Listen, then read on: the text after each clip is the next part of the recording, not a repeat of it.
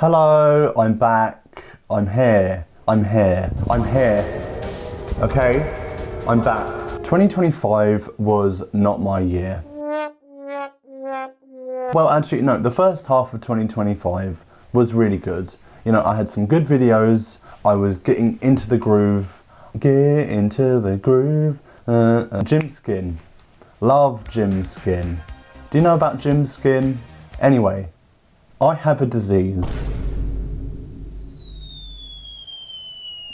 Where do I even start? Okay, here's the short version for those who don't want to watch this whole video or whatever. So we moved to LA. My father gets a job at the Palm restaurant. My Uncle Junior works there. Exactly a year ago, in April 2025, I started having some stomach problems. I'm not going to go into much detail, don't worry. I'm just going to say stomach problems, that's all you need. But then that started developing, and then around August of last year, things got really bad. Really bad abdominal pain. I was waking up in the middle of the night. I had no appetite. I would have stomach pains regardless of anything I ate, and I ended up going to A&E, which is like the emergency room, the pit, and then I ended up going to the doctor, was doing a bunch of tests. To be honest, I thought that I had some sort of food intolerance. I was cutting out gluten, I was cutting out like dairy, nothing made a difference. And at this point, a lot of the doctors that I'm talking to don't know what to do, because I need to speak to a specialist, gastroenterology. I just say gastro at this point, it's a lot easier. I have that appointment in September, and long story short, by October, I am officially diagnosed with inflammatory bowel disease. More specifically, ulcerative colitis. Ulcerative colitis. And what I've been experiencing is a massive flare-up. Turns out I was also anemic as well, which, I mean, is not surprising. Look at me. Since October 2025, I've been trying different medications, going on and off different medications, going to different doctor's appointments. You know, there came a point where I didn't leave the house for a considerable amount of months. The only time I would leave the house is for doctor's appointments and like occasionally going to the shop. That's just because the abdominal pain, just everything about the disease, just stopped me from doing anything. I hate doing this, but I'm gonna do it. Okay, August, September, October, November, December, January, January was hard, February, March, now we're in April. Okay, so I'm good this month, but that was 8 months.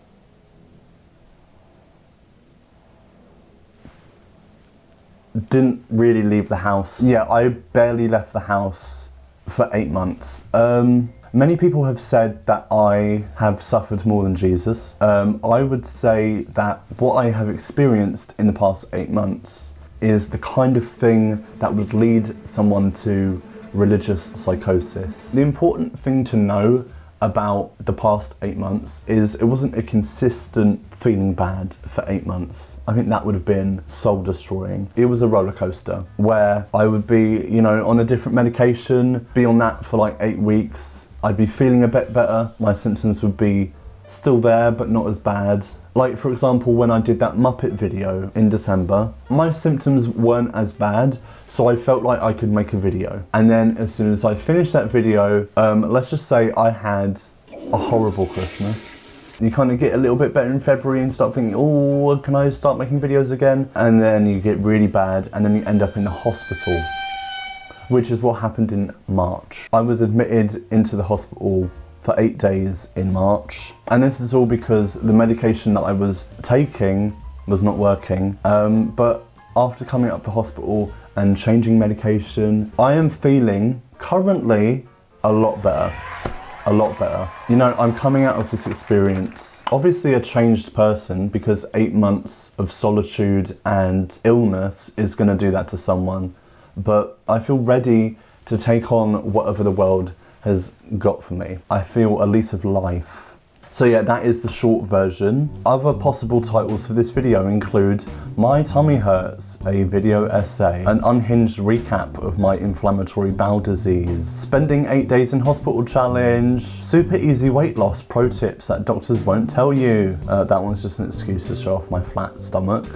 It's not gonna last long. I was a twink for 2 months and all it took was a massive health scare. I'm making this video, but it's weird. I don't have a script and I feel kind of embarrassed because usually I have like a thesis, I have something to say, I have a piece of commentary to bring, I'm talking about a film. But if I was to go on to make like other commentary videos without addressing the elephant in the room, it would feel almost like lying. I have like a really crazy coconuts document in front of me with a bunch of just like random notes of the past 8 months and it's all over the place. So I'm just gonna do like little subheadings, an internet friendly list of autoimmune disease stuff. Let's go. Ulcerative colitis, what's that? You know, there's elements of this still to me that are a mystery. So I'm gonna do my best to describe, but there's a lot of it that is just, I don't know, my body just decided to do this and I don't know why. Colitis is inflammation of the small intestine. It's similar to Crohn's disease or something like that. It's an autoimmune response. Basically, the lining of my small intestine is getting attacked by the rest of my body and don't really know why. Whereas Crohn's disease is like your entire kind of system. Ulcerative colitis is just the small intestine. It took them a while to decide whether I had Crohn's disease or colitis. I had to have multiple cameras go up and down me to decide that. I'll talk about that in a second. That was fun. Thanks for that. Whoever's writing the script of my life right now, can you just take a fucking break? And because of the inflammation, you know, there's a lot of other symptoms. You're tired all the time, you lose a lot of weight and go to the toilet a lot. I do have family members with this disease and that is a massive risk factor. And usually with ulcerative colitis, people tend to have a flare up and then with the right medication go into remission. So someone with ulcerative colitis can have a normal life just with the right medication and with the right treatment. The frustrating thing about this disease is that treating it takes so much time. You know, the right medication is out there for you. It just takes months to find it. Also, IBD, inflammatory bowel disease, is different to IBS. I don't want to make it sound like IBS is like not serious, it is, but IBD is like a whole different level. My body doesn't want my colon to exist. The rest of my body is like, fuck her, fuck her, fuck her, fuck her.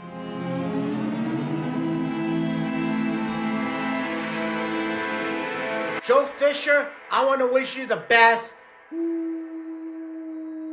Best of luck. I wish you well. I want to wish you a speedy recovery with your stomach problems. And fuck yeah. Best of luck on your colonoscopy. And I know you're sad, but best wishes to you, Joe. And I want to wish you well because you're the best. Stay strong, stay positive, feel good, and So yeah, when you get diagnosed with a bowel condition, they like need to see what's going on before they make any kind of formal diagnosis, obviously. Yeah, my colonoscopy was booked September 11th. They ended up putting a camera up there, and also I had a camera down my throat because they were seeing whether I had any inflammation in the other parts of my system. Okay, as I'm sat here, I'm remembering the bowel prep that you have to do for a colonoscopy. That was one of the worst experiences in my life. They give you this powder, this laxative, which you have to put into like a litre of water and you have to drink all of it. And it tastes vile. If you've ever had like diarrhea, it's like that. It's sweet, but it's also salty at the same time because it has a lot of electrolytes and I think potassium, sodium, whatever added to it. I was in that bathroom for a while waiting for the laxatives to kick in, and that's actually the time that Charlie Kirk was shot. I learnt about that on the toilet with laxatives top 10 most insane experiences of anyone's life. So yeah, that kind of puts into context like how long ago this was. Colonoscopy itself, fine. This is a quick PSA. If the doctor is offering you a colonoscopy or you feel like you need a colonoscopy, get a colonoscopy. It is a really important procedure, and there's a kind of stigma around it, a kind of like humour of like, oh, they're gonna put a camera up where? It's a really easy procedure, and you can find bowel cancer, colitis, Crohn's, whatever. I've had 2. I'm gonna have a 3rd one soon, looking forward to that. And also, every time I do it, it's the same people. So they're gonna get to know me, if you know what I mean. I've had all the procedures, you know, I had an MRI scan. The dietary restrictions they put on you before an MRI scan, can we like update the science? Can science not do anything about that? Actually, I think I filmed something about that, I think. Maybe cut to that. I have an MRI scan in 2 days, and the diet plan that they have sent me is absolutely crazy. It's coconuts. A boiled or poached egg with or white bread. Or I'm allowed a scraping of butter or margarine, but no jam, no marmalade.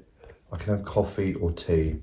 Wow, that's so generous of you guys. So I guess I'm just gonna have, you know, poached eggs for breakfast on a bit of toast with a bit of butter. Groundbreaking breakfast. Let's go do that. Let's go do that. I mean, not to be woke or whatever, but I mean, if I was a vegan, I wouldn't be able to have egg. So I just have like plain toast. Can I have honey with it? Surely I can have like honey. Like, can I have a sweet treat today? Like, is that on the cards? Like it says lunch. Okay, it says I can have a plain white fish or chicken with a small portion of boiled potatoes. Clear jelly may be eaten as a little dessert. Surely this can't just be it. But what if I had a bit of chocolate? Like there's a box of chocolates right there. Surely if I had a chocolate, right, they're not gonna look at my MRI scan and go, oh my God, you have cancer. Oh my God, you have, oh wait, sorry, it was a chocolate. It was a piece of chocolate, yeah. Sorry, not cancer, chocolate. Sorry. Ooh. It says also on this leaflet, right, I'm going to be in the scan for possibly an hour. Right, here's me thinking, right, it can't be that bad. Surely it can't be that bad.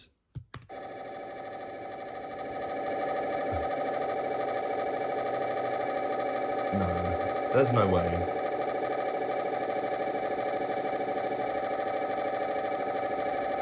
Yeah, the MRI was fun. Sat there for a little bit, did that. I can't even remember why I did that. I think it was like to check how I was doing, and it wasn't good. God, it's just like, it's all a blur. It's all a blur.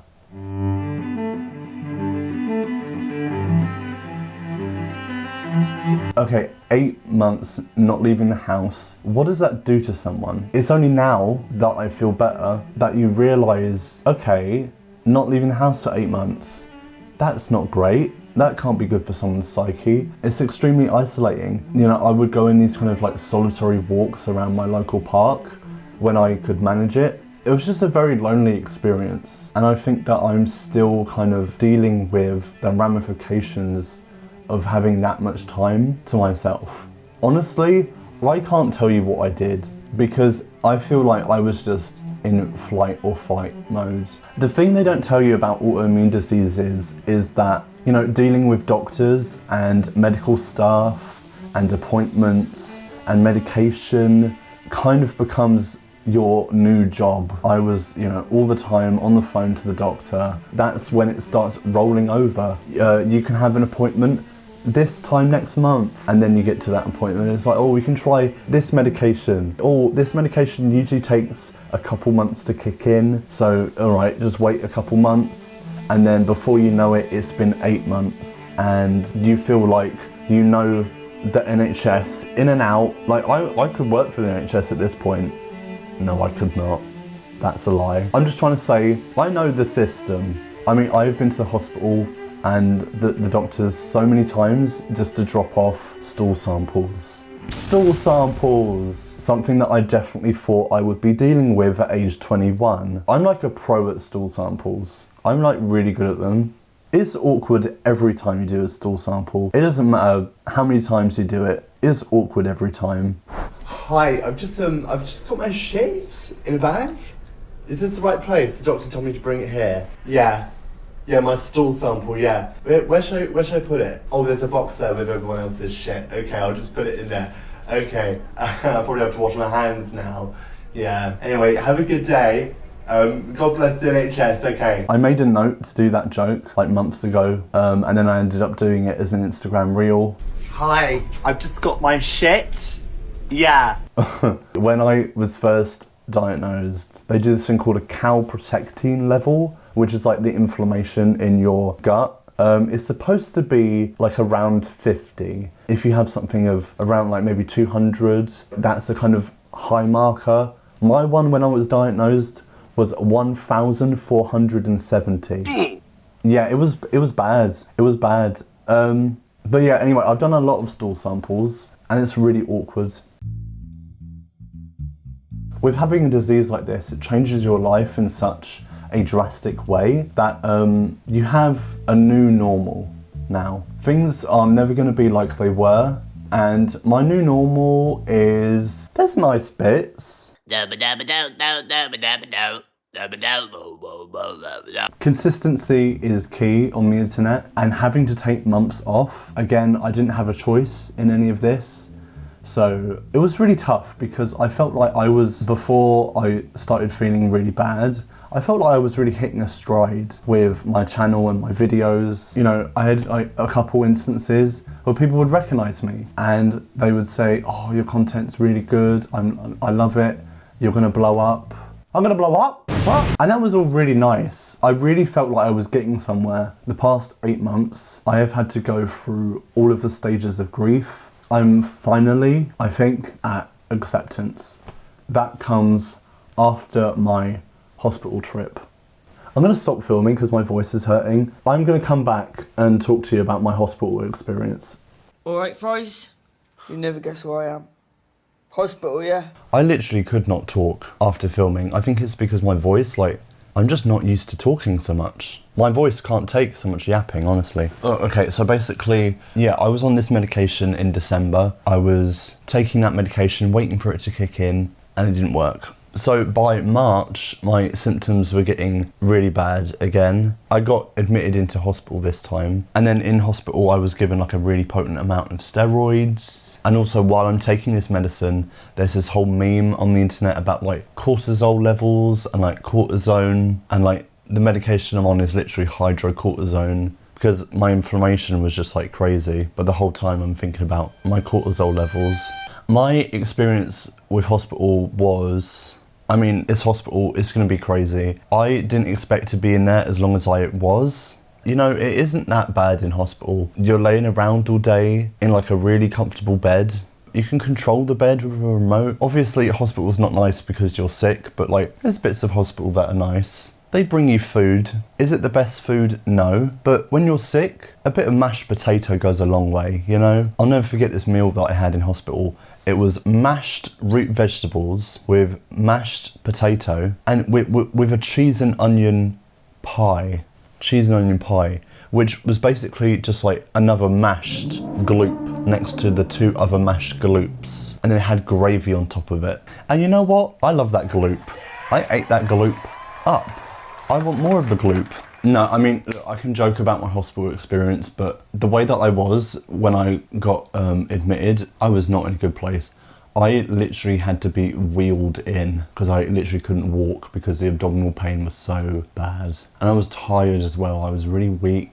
Shout out to all of the nurses in there. The nicest people you'll ever meet. And it's just like, it takes a certain type of person to do that job. I remember being on the ward and like saying goodnight to a nurse who was like leaving because it was the night shift. I go to bed and then when I wake up, they're there in the morning. You know, they go home, have their 6 hours of sleep, go back and do the job. And they're such nice people. When I think back about my hospital experience, you know, I'm just thinking about the meals I had, those like grippy socks. There were some interesting people on the ward. Like, you're meeting a new character every day. These people have the craziest stories. I don't want to give away people's business, but you know, for example, there was a guy who'd been moved from like the mental health area. He would be singing Billie Eilish Ocean Eyes to himself on repeat constantly, and I don't think I'm ever going to be able to hear that song the same again. On my first night, there was a man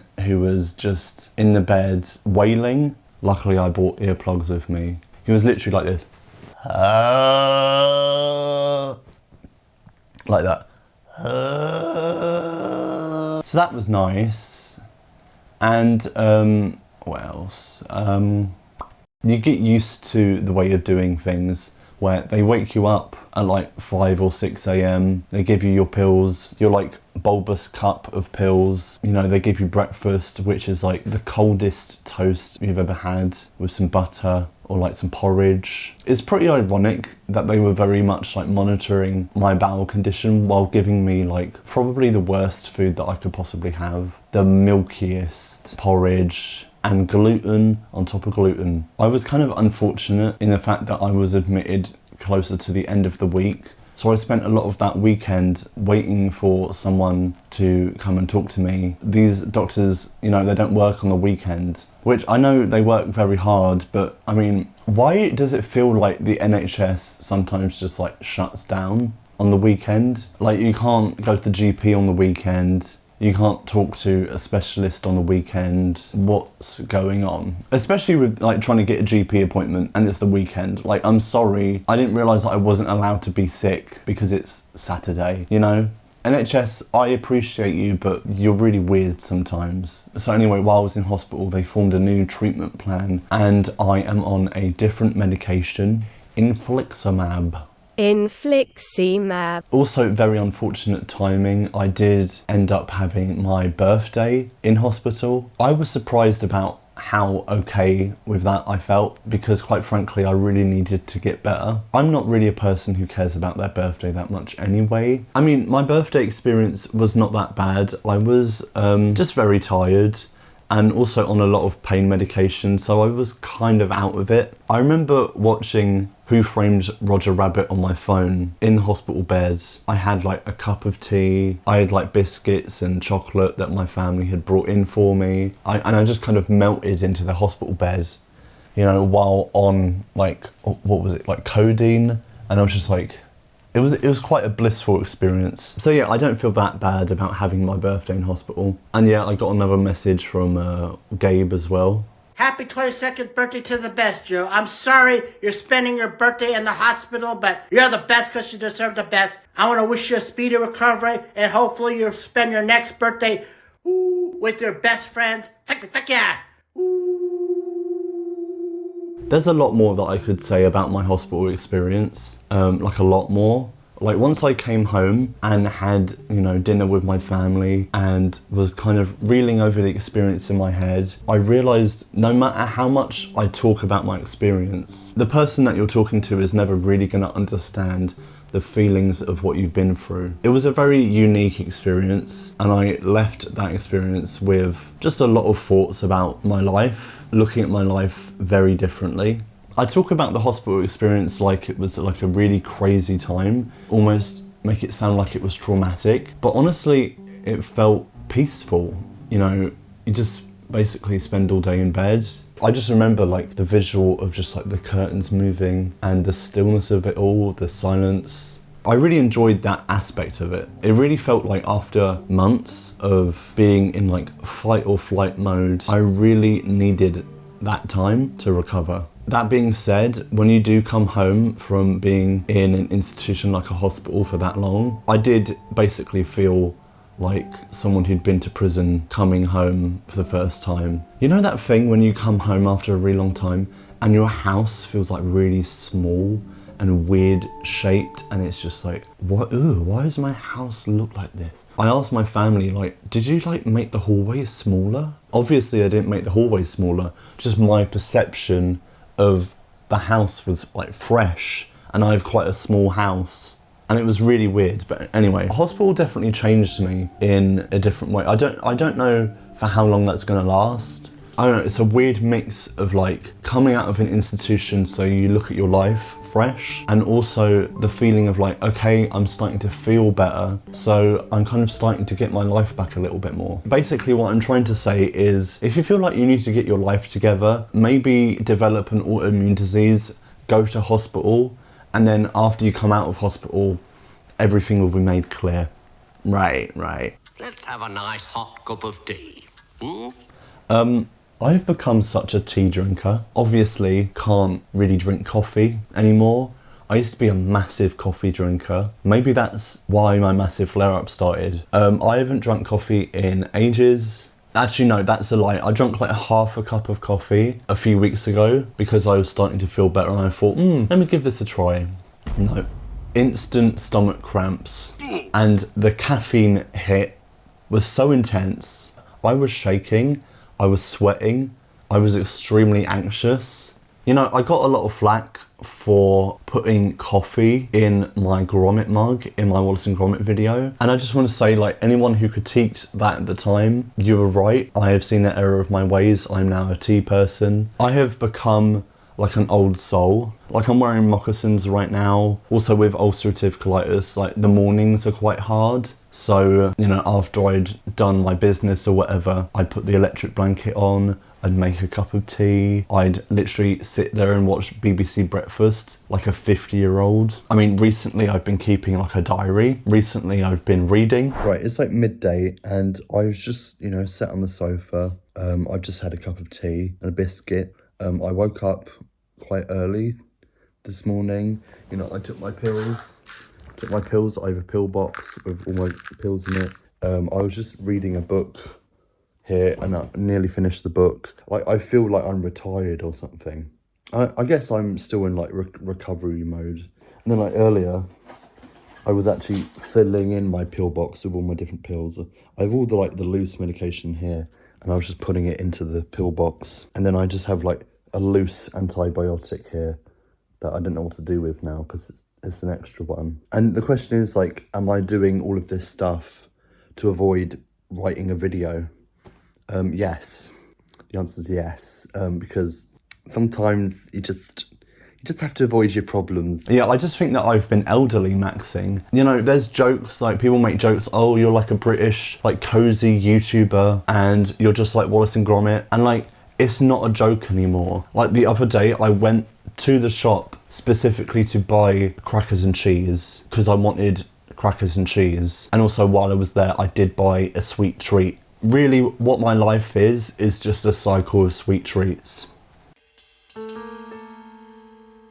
When you surrender to the fact that there's nothing that you can do, you're just gonna have to wait it out. There's a lot of waiting. You basically just have to come to terms with the fact that you aren't gonna be as productive as you want to be. And not being able to do something like YouTube videos, you have to surrender to the fact that maybe for a while, you have to spend some time taking in information, you know, with your antenna up, soaking in information and inspiration so that you can make work in the future. One of the few things that I could do while I was sick was really just watching things, as well as like ElderlyMaxxing with my cups of tea and moccasins. I have been letterbox-maxing. My Letterboxd reviews are like really funny, you guys. Like, I'm like really good at Letterboxd. Oh, Mulholland Drive. And yeah, I watched that in October. I think about it like every day. And then I watched Twin Peaks as well. That was like a really great show to binge watch. I really enjoyed watching that. It's been a lot of David Lynch. I hate to report that I am, in fact, the kind of person that enjoys David Lynch. Sometimes it's nice for something not to make sense, you know?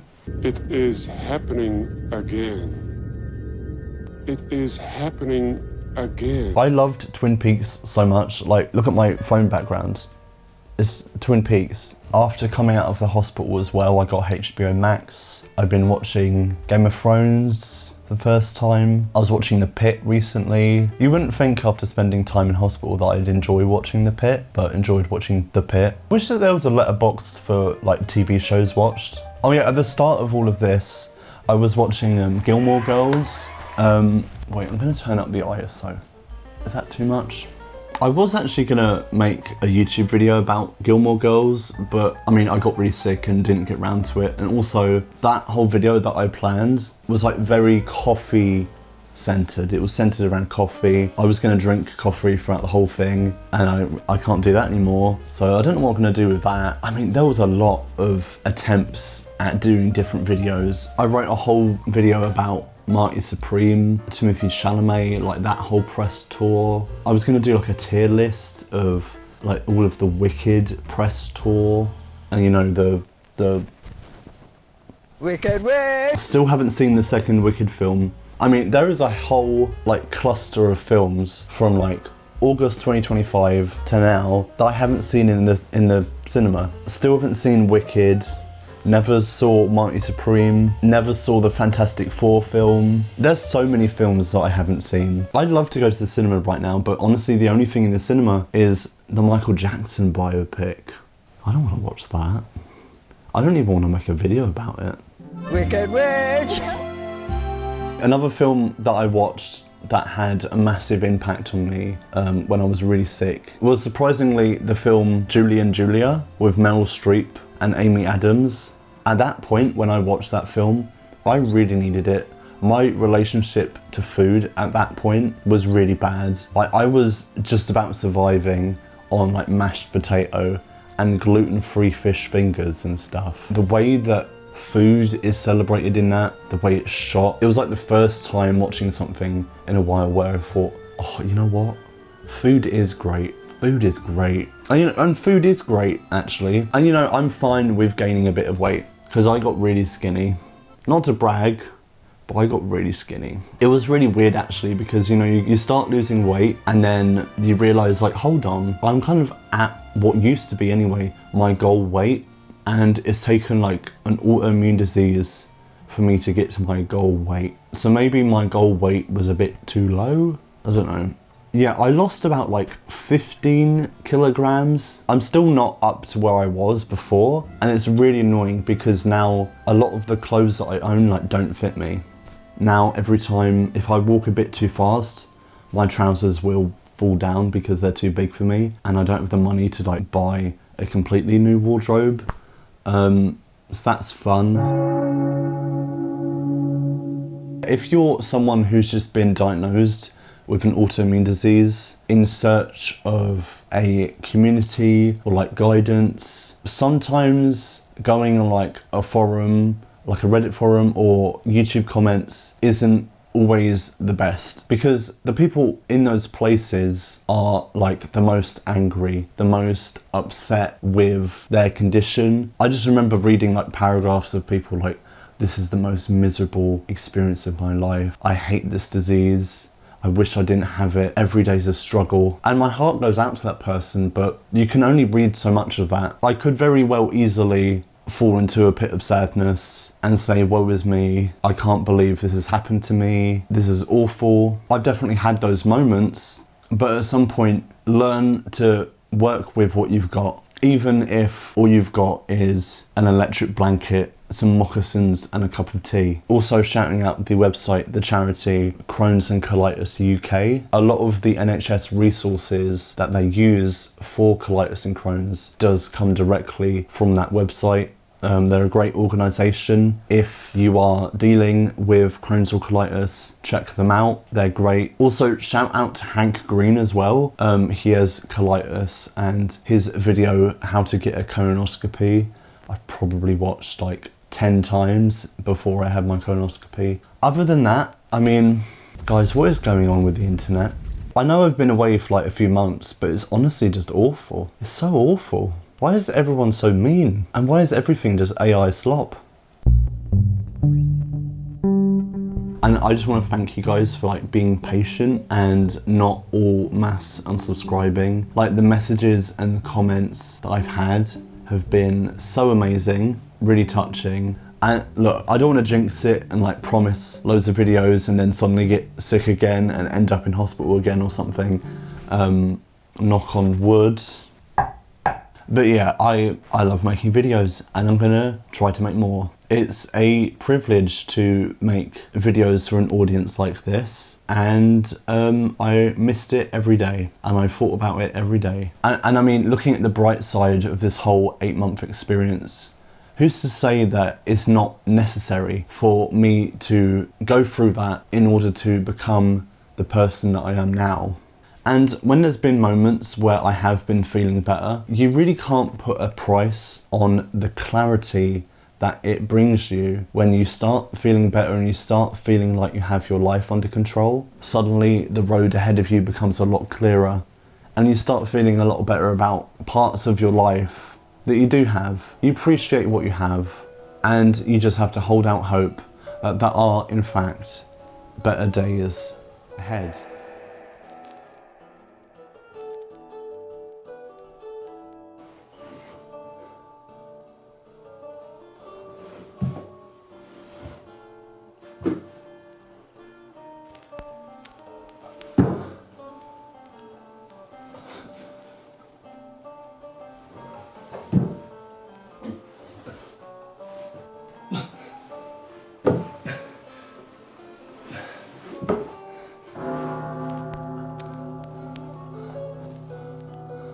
I'm wearing dark glasses today because I'm seeing the future and it's looking very bright.